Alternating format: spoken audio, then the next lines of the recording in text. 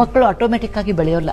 ಸತ್ಯ. ಗಿಡಕ್ಕೆ ನೀರ್ ಹಾಕಿದ್ರೆ ತಾನೇ ಬೆಳೆದಾಗೆ ಮಕ್ಕಳಿಗೆ ಊಟ ತಿಂಡಿ ಕಾಲೇಜ್ ಸ್ಕೂಲ್ ಫೀಸ್ ಕೊಟ್ಬಿಟ್ರೆ ಅವ್ರು ಬೆಳೆಯೋದಿಲ್ಲ. ಅವ್ರ ಸುತ್ತಮುತ್ತಲಿನ ವಾತಾವರಣವನ್ನು ಅಬ್ಸರ್ವ್ ಮಾಡ್ಕೋತಾರೆ. ನಾವೇನ್ ಮಾತಾಡ್ತೀವಿ ಅಬ್ಸರ್ವ್ ಮಾಡ್ಕೋತಾರೆ. ಹೌದು, ಅದನ್ನೇ ಅವ್ರು ಕಲಿತಾರೆ.